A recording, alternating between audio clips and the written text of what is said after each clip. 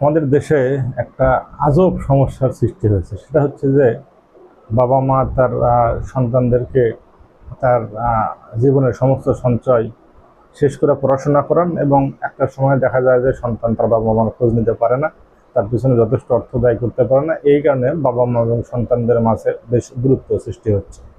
এর পিছনে বেশ কিছু সামাজিক অর্থনৈতিক কিছু কারণ রয়েছে। বাংলাদেশের প্রচুর পরিমাণে কিন্তু কি বলে যে বেসরকারি শিক্ষা প্রতিষ্ঠান গড়ে উঠেছে, যেখানে টাকার বিনিময়ে শিক্ষা দেওয়া হয় বলতে গেলে। তো যে ছেলেটা দেখলো যে সাবজেক্টে পড়ার যোগ্য না, বাবা মার কিন্তু ইচ্ছা, বাংলাদেশে আগের থেকে আমাদের পড়ানো হয়েছে যে তুমি বড় হয়ে কি হবা, এই ডাক্তার, এই ইঞ্জিনিয়ার বা বড় কর্মকর্তা। এই ধরনের একটা ফ্যাসিনেশনের মধ্য দিয়ে এই প্রজন্ম বড় হয়েছে। এবং অনেক সময় দেখা যাচ্ছে যে বাবা মা তার নিজের জীবনে এটা আশাটা পূরণ করতে না পারলেও চেষ্টা করে তার সন্তানের জীবনে, সন্তানের মাধ্যমে এটা পূরণ করার জন্য। তো অনেক সময় দেখা যাচ্ছে যে যে ছেলেটা তো নর্মালি মেডিকেলে চান্স পায়নি বা ইঞ্জিনিয়ারিংয়ে চান্স পায়নি বা বিবিএমবিএ কোথাও চান্স পায়নি, ভালো কোনো ইউনিভার্সিটিতে চান্স পায়নি, তো তার বাবা মা তখন করে কি, এই ছেলেটাকে টাকা খরচ করে বেসরকারি বিভিন্ন ইঞ্জিনিয়ারিংয়ে, মেডিকেলে বা বিবিএমবিএ বিভিন্ন জায়গায় পড়ায়।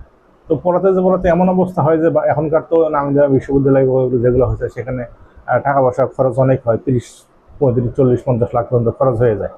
তো খরচ করার পরে যখন দেখা যায় যে এই সন্তানটা যখন চাকরির বাজারে আসে, অলরেডি তার 30-32 বছর পার হয়ে যায়, চাকরিতে ঢোকে, তার স্টার্টিং স্যালারি 30, 35, 40, 50, 60 যেটা হতে পারে।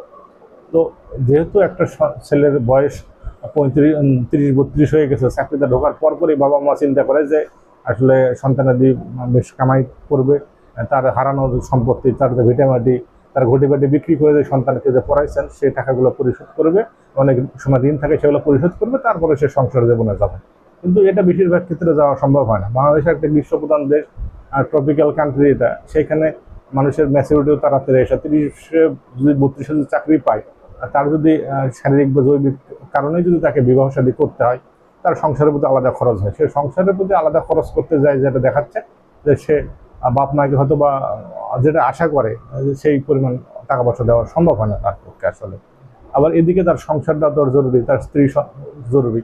তো এটাও আবার বাপ মা বুঝতে পারে না, পরবর্তীতে এমন একটা টানাপোড়েন সৃষ্টি হয়।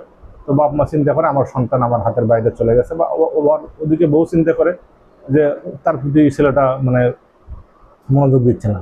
তো এখন মূল বিষয়টা হচ্ছে আমাদের এই শিক্ষা ব্যবস্থা। এই শিক্ষা ব্যবস্থার যে এই যে লুপ হোল, এখান থেকে বেরিয়ে আসতে হবে।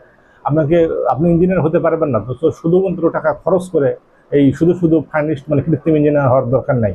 এই ট্রেডিশন থেকে বের হয়ে না আসতে পারলে এই দ্বন্দ্ব কখনোই শেষ হবে না।